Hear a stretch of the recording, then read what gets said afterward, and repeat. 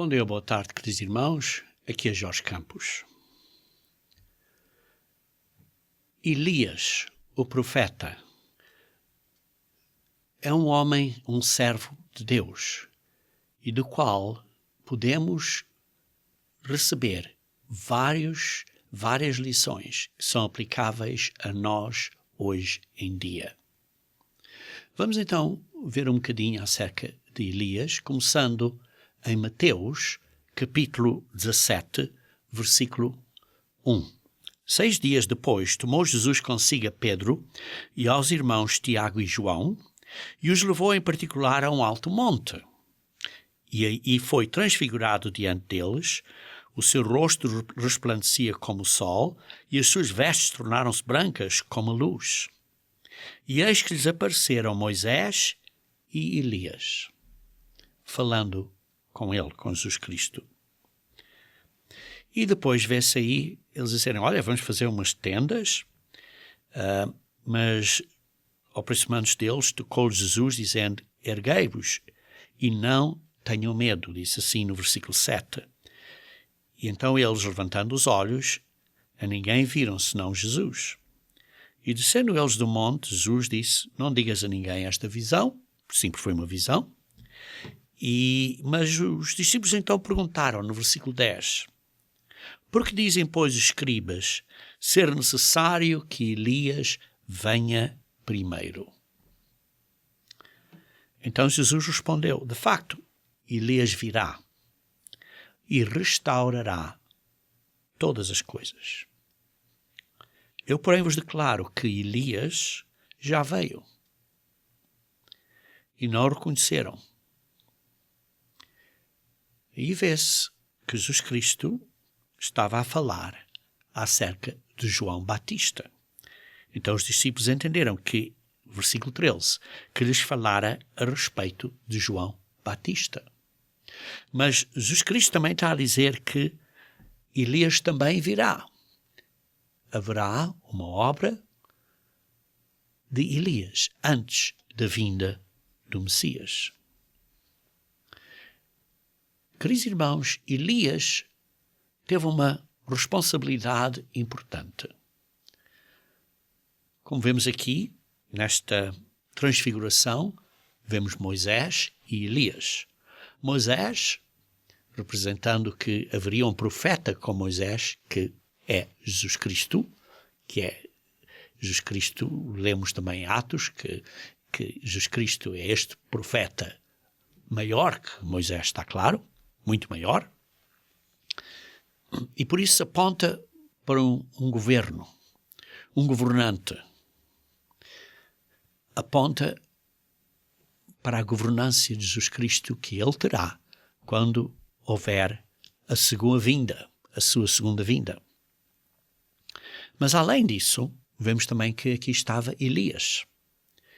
Isto aponta para o sacerdócio e para um ponto importante, que estes sacerdotes, estes servos de Deus, precisam de ter um foco em Deus e precisam de preparar o povo para ter um foco em Deus, para olharem para Deus, para estarem concentrados no que é importante na vida, que é Deus. E por isso hoje vamos usar o exemplo de Elias para ver que precisamos de ter um foco, estar bem focados, bem encaminhados a sempre buscar Deus. Vamos então ver aqui a história de Elias, começando em 1 Reis, capítulo 16. 1 Reis, capítulo 16, vamos começar no versículo 29. 1 Reis 16, versículo 29. Diz assim, Acabe, filho de Onri, começou a reinar sobre Israel no ano 38º de Asa, rei de Judá, e reinou Acabe, filho de Onri, sobre Israel em Samaria 22 anos. E depois vê-se que Acabe era mau perante o Senhor, mais do que todos que foram antes dele. E depois diz que, como se fora coisa de só menos andar, ele, nos pecados de Jeroboão, filho de Nebate, tomou por mulher a Jezabel, filha de Etbaal, rei dos Sidónios, e foi e serviu a Baal e o adorou. Aqui vê-se um desvio completo do povo israelita, porque vemos que o povo, sim, sempre teve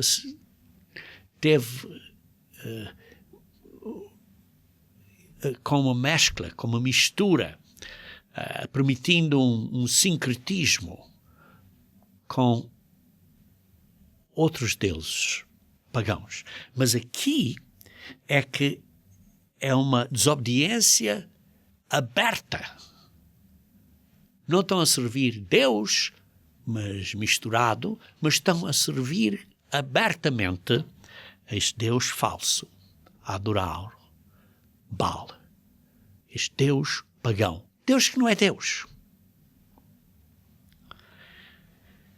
E por isso também fizeram um poste-ídolo em nome de uma deusa, Asherah, que também tinha os seus erros e idolatria dessa deusa.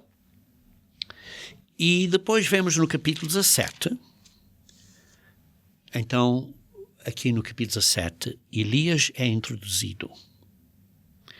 Diz assim: Elias, o tesbita, dos moradores de Gileade, disse a Acabe, disse ao rei: tão certo como vive o Senhor, Deus de Israel, perante cuja face estou, nem orvalho, nem chuva haverá nestes anos, segundo a minha palavra. E aqui vê-se que houve então uma grande seca. Houve uma grande seca. E ele retirou-se, foi para uma área, por um período, diz aí, junto à torrente de Caribe, fronteira ao Jordão, e quando essa torrente parou, ele então, diz assim, a torrente se secou, porque não havia chuva sobre a terra.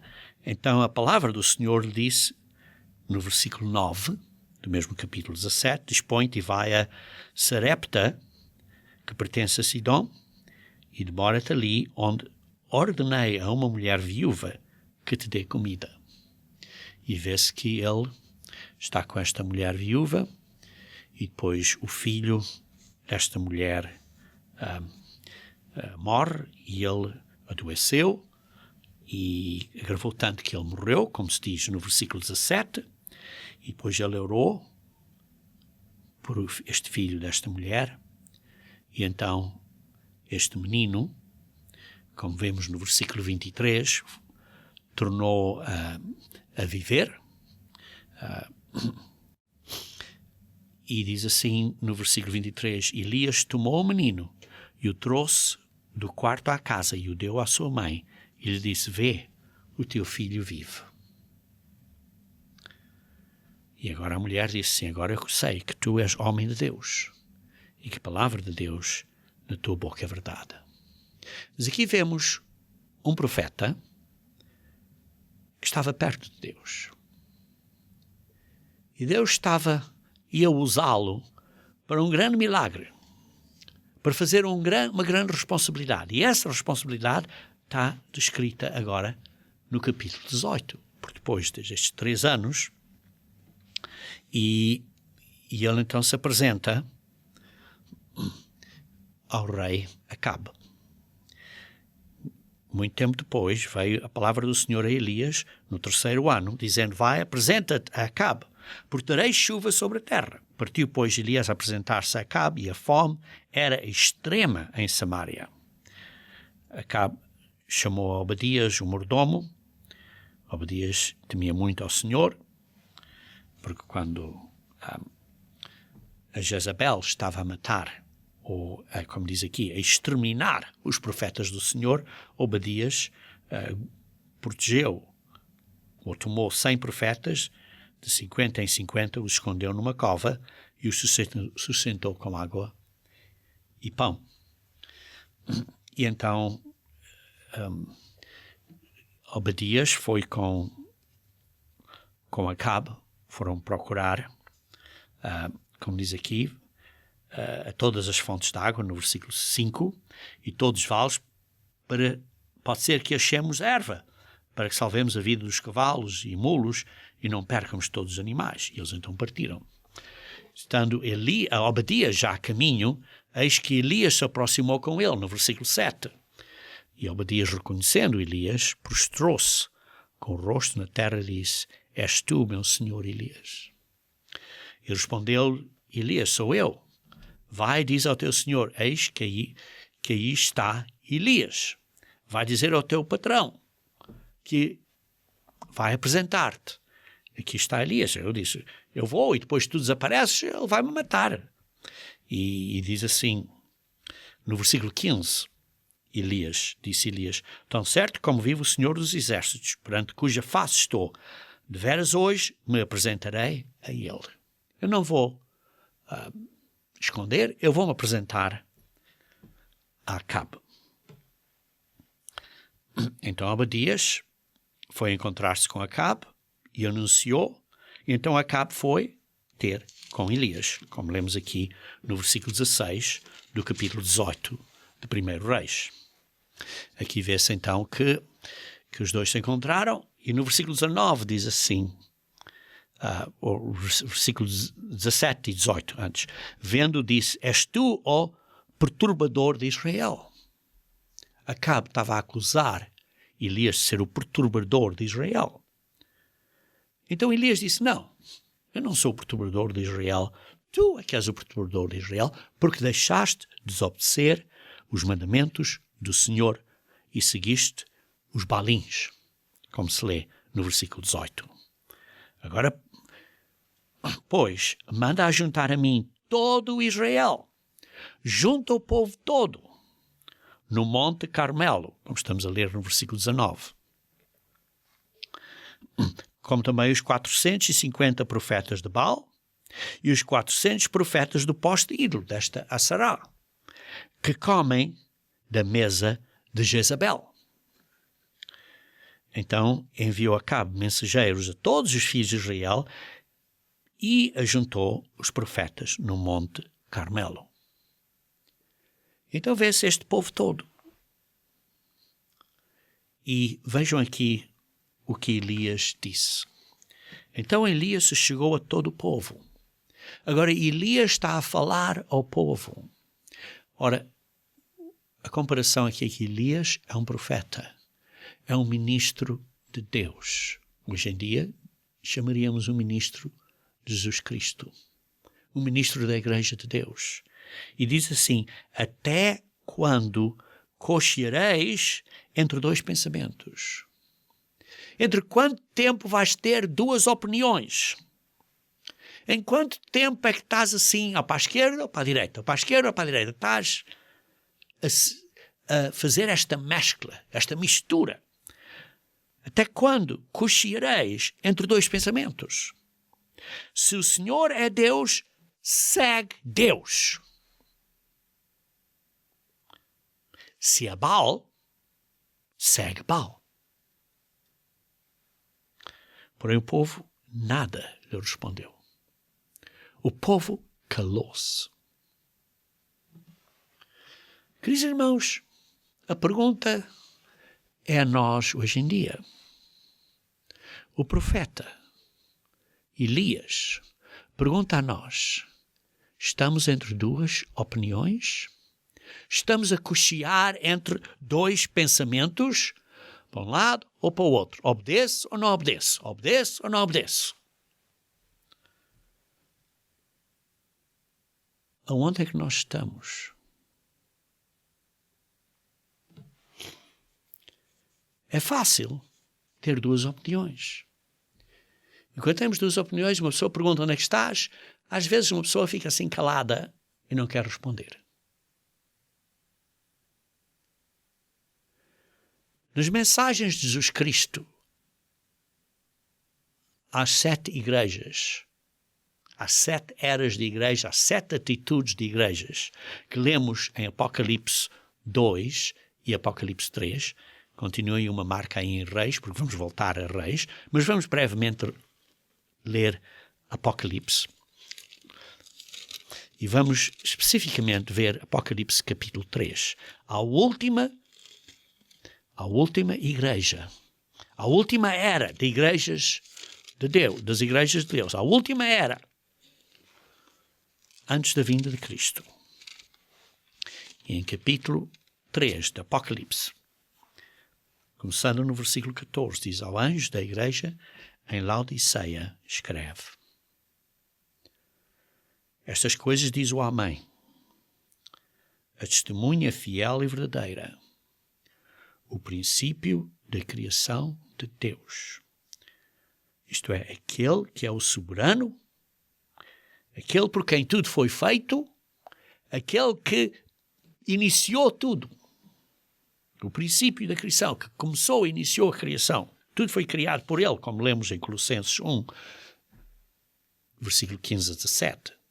Como lemos em Efésios 3, versículo 9, de acordo com a Almeida Corrigida e Fiel.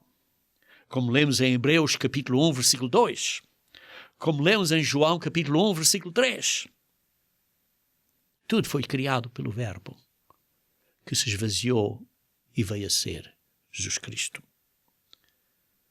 O princípio da criação. Ele é que é o princípio. Ele é que fez com que a criação existisse. E ele está a dizer às pessoas na última era da igreja, onde esta atitude é prevalente. Não estou a dizer que todas as pessoas tenham esta atitude, porque diz: quem tem ouvidos, ouça o que o Espírito diz às igrejas, e por isso pode ser que você esteja com uma atitude diferente. Mas uma atitude predominante no tempo do fim é esta que diz assim: Deus disse: conheço as tuas obras, que nem és frio nem quente. Estão a ver como isto é semelhante ao que Elias estava a dizer ao povo? Por quanto tempo é que estás a cochear entre duas opiniões? Ou estás quente ou estás frio. Mas não estejas a cochear entre duas opiniões. Assim, porque és morno, nem és quente nem frio, estou a ponto de vomitar-te da minha boca. Queridos irmãos, você diz que é um cristão. Precisa de se examinar a você mesmo. Você está a cochear entre duas opiniões? Qual é os seus balins? Qual é o seu deuses falsos? É dinheiro? É ser importante? É ter um bom carro? Ou é ser o chefão? É ser o líder do grupo? Esse é o seu balim? O seu Deus falso? Ou é o seu Deus falso o uso incorreto do tempo, não pondo Deus primeiro na sua vida? Ou é o seu Deus falso uma idolatria por coisas deste mundo, coisas físicas? Ou é o seu Deus falso seguindo fornicação ou adultério? Ou é o seu Deus falso seguindo drogas? Qual é o seu Deus falso? Só você é que sabe. Sim, talvez outros ao seu lado saibam. Mas por quanto tempo é que estás a cochear entre dois pensamentos? Por isso, continuando aqui, porque és morno e nem és quente nem frio, estou a ponto de vomitar-te da minha boca. Deus vai te vomitar da boca dele, da igreja dele, do corpo dele. Porque diz que estou rico e abastado. Queridos irmãos, riqueza não quer só dizer dinheiro. Pode ser estes pensamentos que se põem à frente de Deus.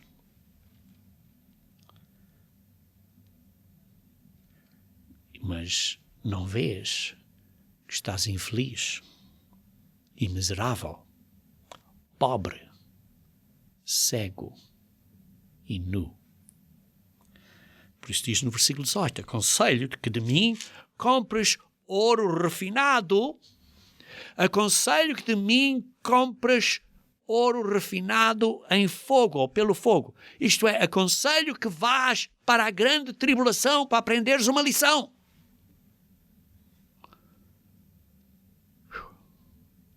Deus quer que não seja esse o seu caso.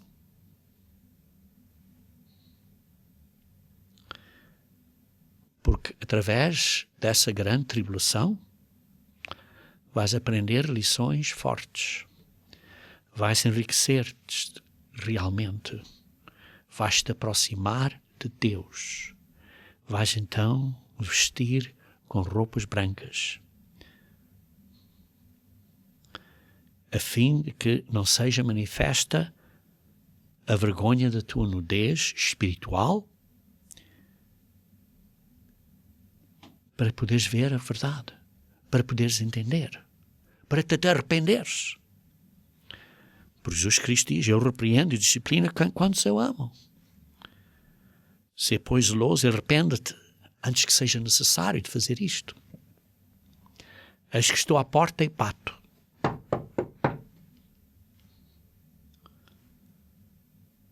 E como lemos aqui, ali em Reis, quando Elias disse a eles, para de cochear-te entre dois pensamentos, eles ficaram calados. E aqui está Jesus Cristo a bater à porta. Vamos responder? Ou vamos ficar calados?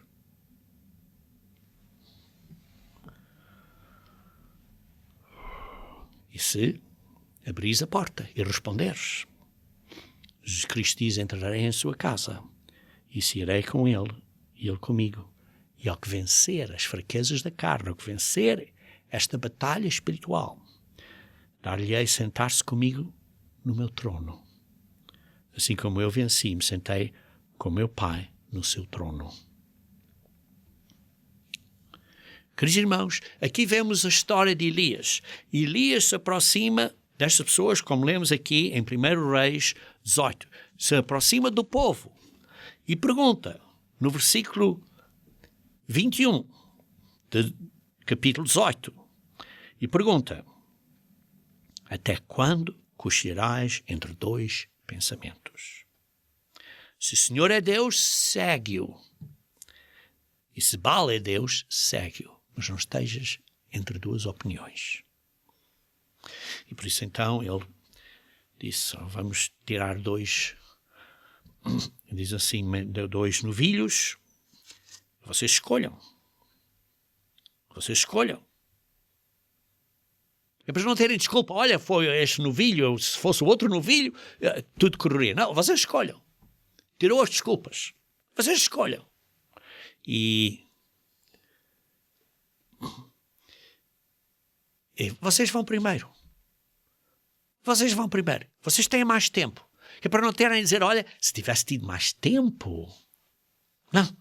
Vocês façam isso. Então, invocai o nome do vosso Deus. Versículo 24.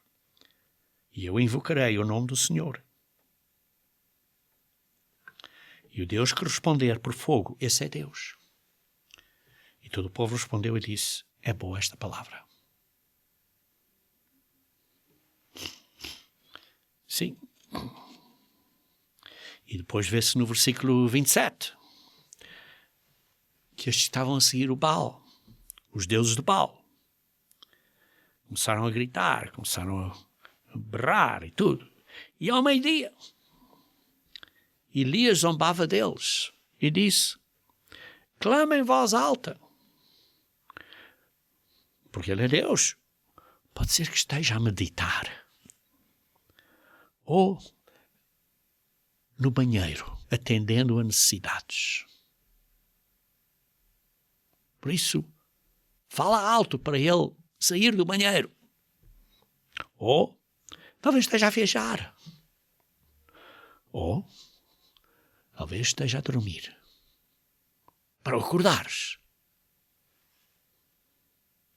Eles clamavam em altas vozes e lhe retalhavam com facas, e se retalhavam com facas e com lancetas, segundo o seu costume, até derramarem sangue. Passado o meio-dia, profetizaram eles. Mas não houve voz, nem resposta, nem atenção alguma. Então Elias disse ao povo: cheguei a mim.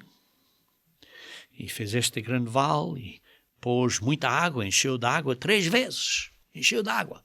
E encheu mais água. E mais água, para tirar as desculpas que eles pudessem dizer: olha, não foi água suficiente. Olha, estava seco, por isso é que aquilo se incendiou. Não estava seco, nada. Nada.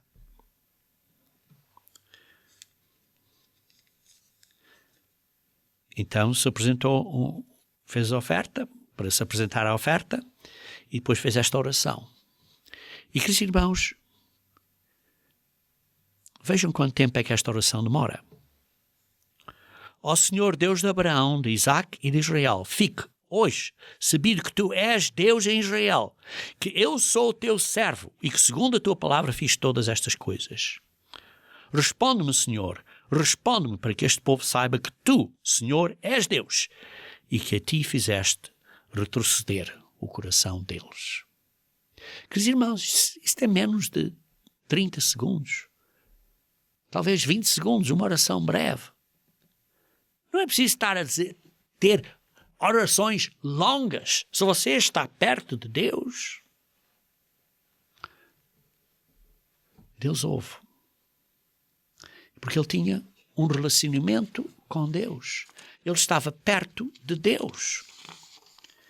E então, imediatamente, veio este fogo. Diz assim no versículo 38, então caiu o fogo do Senhor e consumiu o holocausto, a lenda, as pedras, a terra e até lambeu a água que estava no rego. O que vendo todo o povo caiu de rosto em terra e disse: o Senhor é Deus. O Senhor é Deus. A responsabilidade de Elias era de apontar o povo para Deus. Elias apontou o povo para Deus. E ele então ora para que chova, e a chuva vem, e então ele torna-se agora aqui a história, está a focar na vida pessoal de Elias.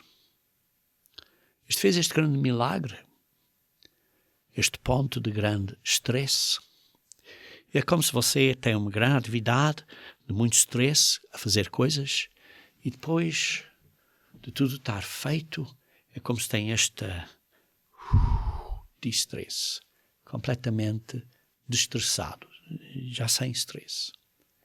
E nesse momento é como se uma pessoa tenha um ponto baixo. Um ponto baixo. E nesse momento não podemos estar a focar em nós próprios. Aí vê-se um erro que Elias cometeu. Começou a focar-se em ele próprio e assim ficou desencorajado. Queridos irmãos, nós temos uma natureza semelhante à de Elias, como lemos em Tiago, capítulo 5, 17 a 18. Não somos nada diferentes, somos seres humanos com a mesma natureza. E então, quando a vida dele, como se lê aqui, por exemplo, no versículo 2 do capítulo 19, então Jezabel mandou um mensageiro a Elias dizendo: faça-me os deuses como lhes aprovar, se amanhã a estas horas não fizer eu à tua vida como fizeste a cada um deles. vou-te matar. Temendo, pois, Elias levantou-se e para salvar sua vida se foi e chegou a Berseba, que pertence a Judá, e ali deixou o seu moço.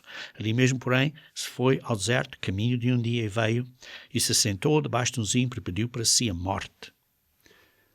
Chegou a um ponto de suicidar-se, dizer: mata-me, Deus, basta, toma agora, ó Senhor, a minha alma, pois não sou melhor do que os meus pais. Dormiu-se debaixo do zimbro, porque ele reconheceu que não era ninguém. E então vê-se aqui na história que houve um vento, como se lê no versículo 11. Que vejo que vem um grande e forte vento, que fendia os montes, espessava as penhas diante do Senhor. Porém, o Senhor não estava no vento. Depois do vento, terremoto, mas o Senhor não estava no terremoto. Vê-se aqui este vento, este terremoto. E depois do terremoto, um fogo, mas o Senhor não estava no fogo. Sim, muitas coisas podem acontecer, mas veio um cicio, um murmúrio, uma voz quietinha, tranquila e suave, uma voz mansa e delicada. Então, ouvindo, Elias envolveu o rosto no seu manto e então veio esta voz e disse: que estás a fazer aqui, Elias? Elias, onde é que estás? Vocês, quando têm dificuldades na vossa vida, então Deus pergunta a nós: onde é que tu estás? Por que é que estás assim tão desencorajado? Aonde é que tu estás? O que é que estás a fazer? Veja no versículo 14. Então respondeu: tenho sido um extremo zeloso pelo Senhor, Deus dos exércitos, porque os filhos de Israel deixaram a tua aliança e derribaram os seus altares, mataram os teus profetas à espada, e eu fiquei só. E procuram-me tirar-me a vida. Eu estou sozinho. Estou a pregar a boa nova do reino de Deus, como uma voz solitária no deserto. E estou sozinho. E agora querem me atacar. Querem matar-me. Disse o Senhor: vai, volta ao teu caminho. E então tens que fazer as seguintes coisas. Deus diz, noutras palavras, para de estares a pensar acerca de, como eu estou numa condição tão terrível. Ou como isto está à minha volta, está a cair aos bocados. Para de pensar em ti mesmo. Para de ter um foco no próprio eu. Mas põe o foco em fazer a obra de Deus. Pensa no que temos que fazer na obra de Deus. Faz a obra. Queridos irmãos, aqui está outra lição de Elias. Sim, Elias estava perto de Deus. E Deus o usou para dizer: olhem, foquem para Deus. Tenham foco no Deus, ao povo. Mas nós, individualmente, precisamos de ter cuidado, de não ficar desencorajados e de estar a focar na obra. Estar a focar na obra. O nosso foco tem que estar certo para com Deus. Leiam aqui, por exemplo, em 1 João, capítulo 3. 1 João, capítulo 3. Versículo 22 a 23. 1 João, capítulo 3, versículo 22 e 23. Vou começar a ler no versículo 21. Amados, se o coração não vos acusar, temos confiança diante de Deus. E aquilo que pedimos dele, recebemos. Queridos irmãos, se você tem uma consciência limpa, se você está a focar em Deus, e você vai orar e pedir uma coisa a Deus, diz aqui, o que pedimos dele, recebemos. Está claro, tem que ser de acordo com a vontade do Pai. Mas aquilo que pedimos dele, recebemos. Porquê? Porque guardamos os seus mandamentos e fazemos diante dele o que lhe é agradável. Você está a guardar os mandamentos de Deus? Você está a fazer o que é agradável a Deus? Ora, o seu mandamento é este. O mandamento de Deus é este. Que creiamos em o nome de seu Filho. Oh, é Jesus, acreditem em Jesus. Não. Acreditem em o nome de Jesus. O poder desse nome, a autoridade desse nome. Acreditamos no poder, na autoridade desse nome?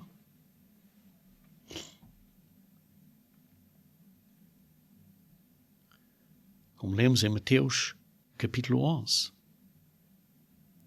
Tudo foi entregue a Jesus Cristo, versículo 27. Em Mateus 28, versículo 18, Jesus Cristo diz, toda a autoridade foi dada a mim. Acreditamos aqui, como diz, no versículo 23, cremos em o nome do seu Filho. Em o nome, no poder, na autoridade desse nome. De quem ele é. Mas aqui diz, se pedirmos dele, porquê? Porque guardamos os seus mandamentos e fazemos diante dele o que é agradável a ele. E o seu mandamento é que nós acreditamos no poder de Jesus Cristo. E nos amemos uns aos outros. Segundo o mandamento que nos ordenou. Aquele que guarda os seus mandamentos permanece em Deus e Deus nele. Guardamos os mandamentos de Deus? Ou estamos a dar uma desculpa? Olha, Cristo agora guardou os mandamentos por nós e nós agora podemos desobedecer. Podemos ir andar e matar pessoas. Oh, está claro que não dizem isso. Mas dizem, olha, não é preciso os mandamentos, por isso não precisamos de guardar o sábado. Tiago diz, se você quebra um dos 10 mandamentos, é como se quebrasse os outros 9. Oh, agora não é preciso... podemos guardar qualquer dia é igual. Não é. Porque Deus santificou esse dia para o dia em que Ele quer se reunir conosco. Que Deus Pai está a dedicar esse tempo para estar conosco. E você diz, olha, não me importa, eu não vou estar com Deus. É Deus que disse, eu estou com você hoje, neste dia. E você, olha, vira as costas e diz, olha, eu faço no outro dia, um dia que me apetece. Porque eu acredito em Jesus. Não.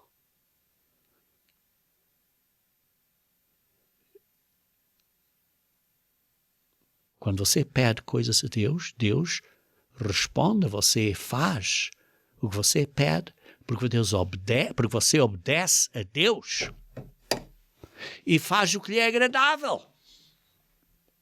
Não é só obedecer aos seus 10 mandamentos, é fazer o que é agradável a Ele.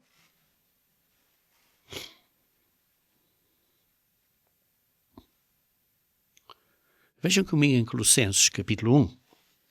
Colossenses capítulo 1, versículo 9.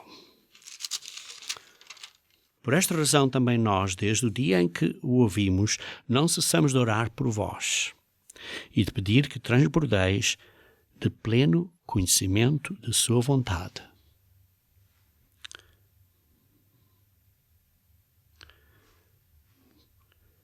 e entendimento espiritual, a fim de viveres de modo digno do Senhor, para o seu inteiro agrado. Queridos irmãos, não é só obedecer a Deus, é viver de uma maneira que seja agradável a Deus, frutificando em toda a boa obra e crescendo no pleno conhecimento de Deus. Isto é, frutificando, crescendo em toda a boa obra, isto é, em toda a graça de Deus, imitando a Deus, tendo a mesma graça como Ele tem para com outros, com amor, com carinho, com boa vontade. E crescendo no crescimento do nosso Senhor e Salvador Jesus Cristo, porque é a imagem de Deus, do Pai. E crescendo nessa. Crescendo na graça e no conhecimento.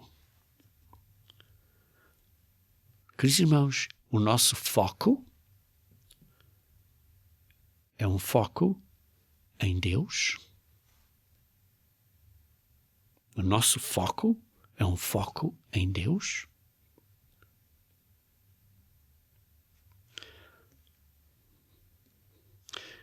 Ele nos libertou, versículo 13, do império das trevas e nos transportou para o reino do seu Filho, do seu amor. Queridos irmãos, estamos debaixo do governo de Deus, do reino de Jesus Cristo, que é o reino de Deus, no qual temos a redenção, a remissão dos pecados. Esta é a imagem do Deus invisível. O primogênito, o primeiro que foi nascido e feito espiritual de toda a criação. Nós vamos seguir a Ele. E que em tudo Ele tenha, porque tudo foi criado por Ele, por meio dEle e para Ele, como lê-se ao fim do versículo 16, Ele é antes de todas as coisas, nele tudo subsiste. Tudo subsiste. Ele é a cabeça do corpo, da igreja, Ele é o princípio, o primogênito de entrar entre os mortos. O primeiro que saiu dos mortos e agora veio a ser o ser espiritual. Para que em todas as coisas seja o primeiro. Porque prova Deus que nele residisse toda a plenitude, toda a divindade. Só nele. Só nele. Ele é um mediador. Ele é o nosso sumo sacerdote. E por isso é que mais adiante, no capítulo 3, diz assim: portanto, se fomos ressuscitados juntamente com Cristo, se saímos desta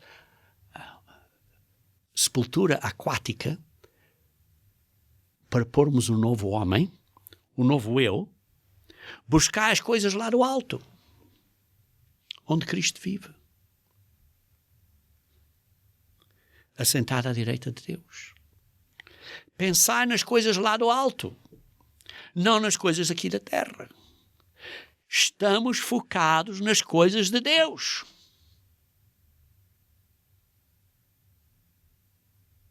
Tal como Deus disse a Elias, não estejas a focar em ti próprio. Oh, como eu estou, todo mundo me quer matar, sou o único, estou sozinho. Não é sozinho. Há mais 7.000 aí que tu não sabes. Há muitos outros que tu nem sabes. Mas foca a fazer a obra. Continua a fazer a obra. Por isso diz, no versículo 5, fazei morrer, pois, a vossa natureza terrena. Estes balins que vocês tenham, seja a prostituição, seja a impureza, seja a paixão lascívia, seja o desejo maligno, seja a avareza, ou a cobiça, que é a idolatria. Todas estas coisas é que vem a ira de Deus. Ora, nestas coisas andastes, passado, andastes. Isto era o velho eu. Vós também, noutro tempo, quando vivias nelas. Agora, porém, depois de serem batizados, depois de serem ungidos, porém, despojai-vos igualmente. Quando eu digo ungido, disse incorretamente, depois de terem a imposição das mãos, é o que devia ter dito, desculpem. Agora, depois de terem tido a imposição das mãos e a oração, despojai-vos igualmente tudo isto. Quer dizer que ainda existe em nós. Mesmo depois de sairmos da sepultura aquática. Ainda temos. E por isso temos que despojar agora da ira. Você fica irado, você fica indignado, você tem maldade, tem maldiência, tem linguagem obscena no nosso falar. Temos que parar isso. Não mintais uns aos outros, uma vez que vos despedistes do velho homem com os seus feitos e os revestistes do novo homem que se refaz para o pleno conhecimento segundo a imagem daquele que o criou, isto é, segundo a imagem do Criador, isto é, Jesus Cristo, no qual não pode haver grego, nem judeu, circuncisão, nem incircuncisão, bárbaro, cita, escravo, livre, porém, Cristo é tudo em todos. É tudo em todos. É o único que nós devemos seguir. Imitar, para imitarmos ao Pai, porque Ele é na imagem do Pai.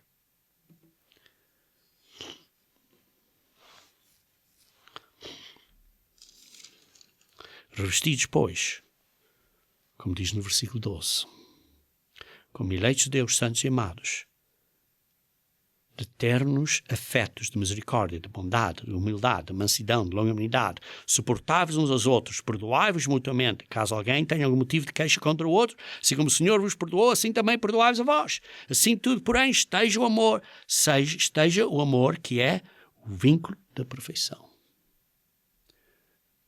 Sejam perfeitos como o Pai é perfeito. O amor é o vínculo da perfeição.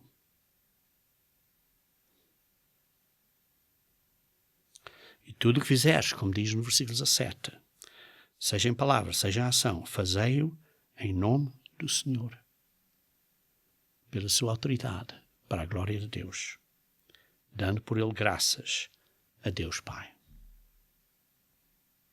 E depois, ao fim do livro,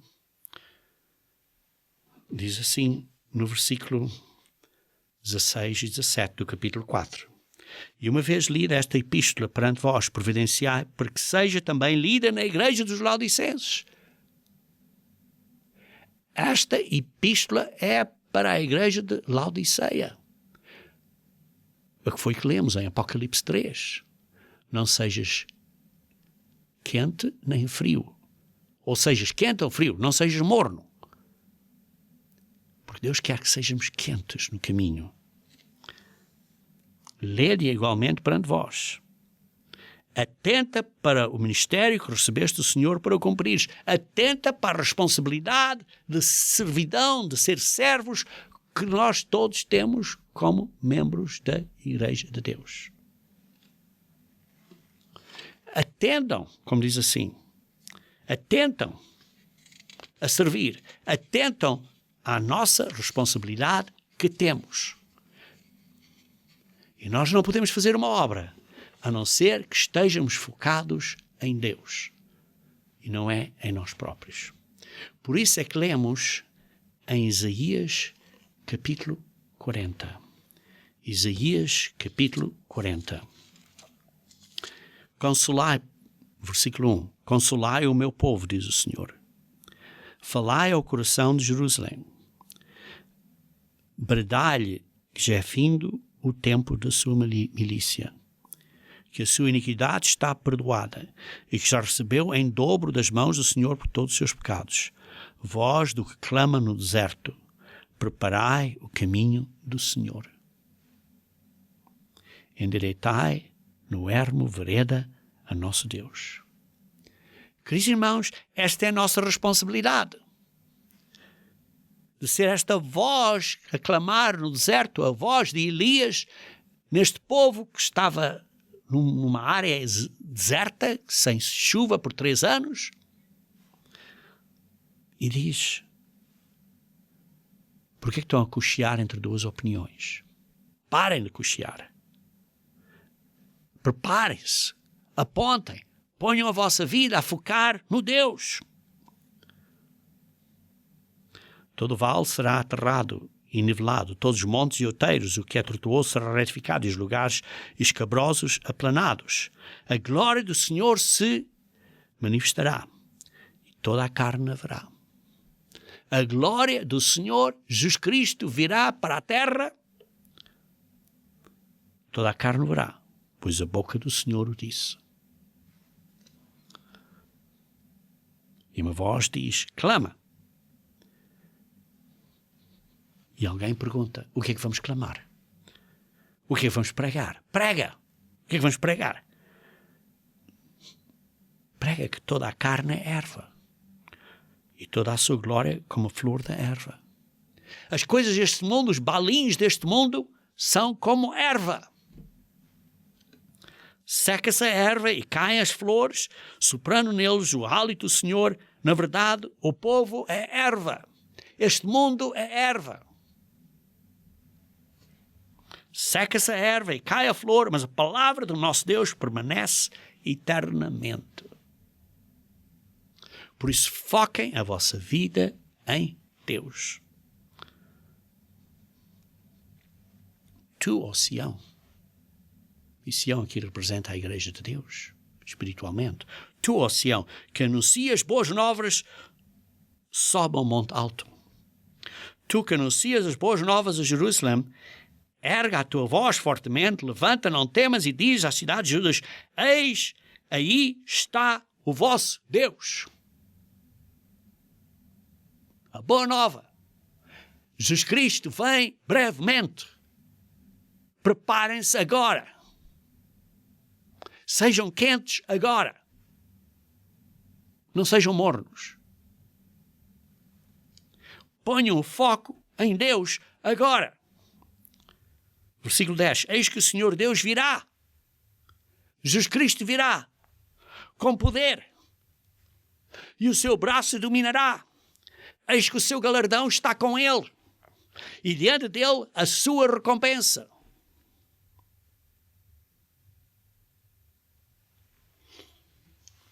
Queridos irmãos, como pastor, versículo 11, Jesus Cristo apacentará o seu rebanho. Ele é o pastor. Entre os seus braços recolherá os cordeirinhos e os levará no seio. Aos que amamentam, ele guiará mansamente. Precisamos de fazer a obra de Deus. Você está focado na sua vida a pôr de fora o velho eu, limpando-se, tendo uma vida limpa, tendo pensamentos limpos, em vez de estar a cochear entre dois pensamentos, está a ter pensamentos limpos e seguir o caminho de Deus, focado em Deus. Malaquias capítulo 4. Malaquias capítulo 4. Versículos 5 e 6. Eis que eu enviarei o profeta Elias, antes que venha o grande e terrível dia do Senhor. Antes do 7º selo da Apocalipse, que é o dia do Senhor, enviarei o profeta Elias. A igreja de Deus, no poder do profeta Elias, vai pregar a boa nova. E a igreja de Deus, com a sua mensagem, estará a dar mensagens para converter o coração dos pais aos filhos e o coração dos filhos aos seus pais, para que não venha e fira a terra com maldição. Por isso, jovens que estão a ouvir esta mensagem, juventude que estejam a ouvir esta mensagem, leem comigo Eclesiastes. Eclesiastes capítulo 11. Eclesiastes capítulo 11. Eclesiastes capítulo 11. Vou começar a ler do versículo 9. Alegra-te, jovem, na tua juventude. Você tem 20 anos, tem 19 anos, tem 23, 24, 30 anos. Mesmo com 30 e poucos anos, você é um jovem. Você é um jovem. Alegra-te, jovem, na tua juventude. e recreie-se o teu coração nos dias da tua mocidade. Anda pelos caminhos que satisfazem ao teu coração e agradam aos teus olhos. Sim, anda de uma maneira que sejas feliz. Mas tem cuidado, sabe, porém, que de todas estas coisas Deus te pedirá contas. Vais que dar contas. Vai haver um juízo. Por isso, sim, está alegre. Alegra-te com as coisas que possas fazer que sejam corretas. Mas afasta, pois, do teu coração o desgosto e remove da tua carne a dor, porque a juventude e a primavera da vida são vaidade, é só por pouco tempo. Lembra-te do teu Criador. Capítulo 12, versículo 1. Põe o teu foco em Deus. Nos dias da tua mocidade, antes que venham os maus dias e cheguem os anos dos quais dirás: não tenho neles prazer, porque doem as costas, ou doem o joelho, ou doem as pernas, ou seja, ou têm dor de cabeça.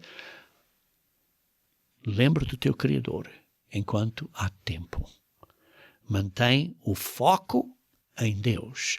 Lembra-te das lições de Elias, que apontou ao povo a dizer: por quanto tempo é que estás a cochear entre dois pensamentos? Deixa o velho eu e põe o novo eu e faz não só obediência às leis de Deus, mas faz o que é agradável a Deus e põe na tua vida o vínculo da perfeição, que é o amor agape de Deus.